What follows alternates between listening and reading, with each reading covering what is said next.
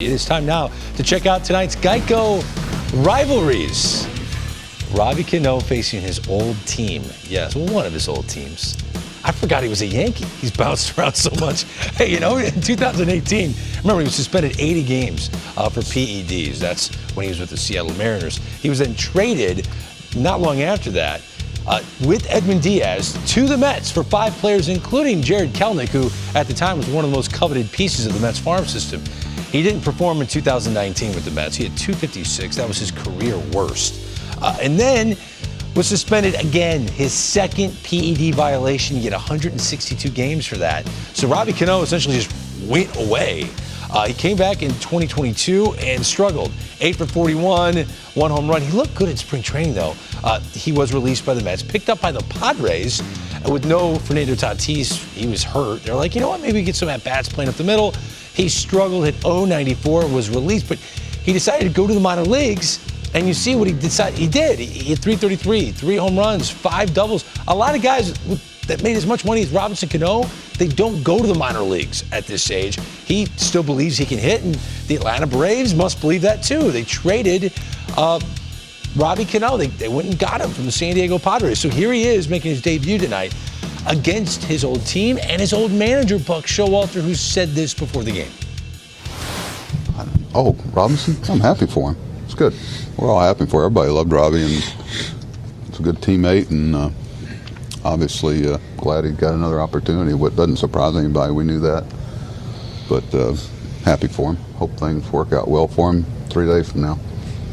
We know he's going to get 3 or 4 hits tonight, right? It's always a given. Yeah, well, you know, there's 2 guys that intrigued me in tonight's game. Lindor and Robbie Canó, who Buck was talking about. So let's take a look at Canó, because I think it's interesting, Greg. The game of baseball is about adjustments. And so how is Canó going to figure it out? We saw this in New York. You threw the numbers out there. He struggled. As you can see here, he's down at the bottom of the knob, right? The bat's a little bit bigger. This is probably what he traditionally always swung, 33, 34 inches, 34 ounces. Look at here in San Diego. Learn something. Start choking up.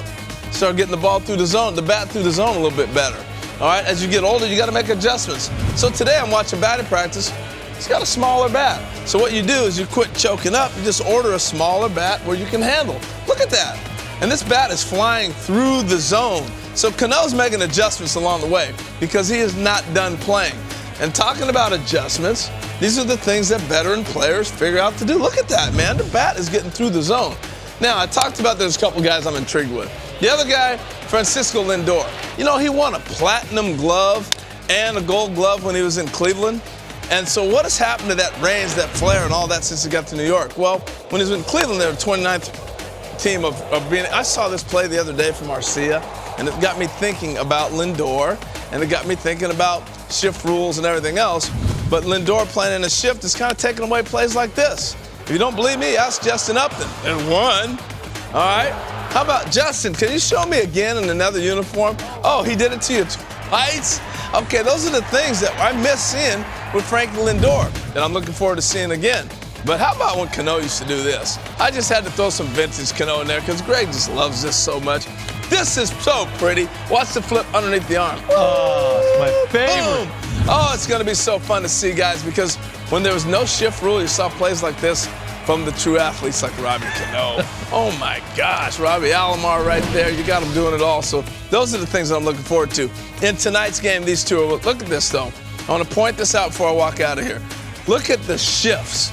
Those numbers have just exploded, and you've taken basically Deion Sanders and said, Deion, I know you're a locked-down corner, but we're going to get somebody else to play with you on the same side of the field.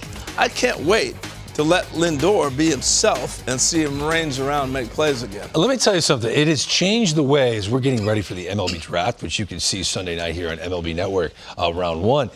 It's changed the way I look at second baseman, guys that are either shortstops, that many scouts believe will move over to second base. The idea that there won't be a shift or a limited shift down the road, I need to see highlights of guys. You want some athletic. You want some and the throwing athletic arm matters again. Yes. Guys, to see Robbie Canó, you have to have a cannon of an arm to make that throw under your armpit like that. It doesn't look like it because he's in center field when he makes the throw, but it just changes the way we evaluate young players at the middle. We're looking for Harold Reynolds again.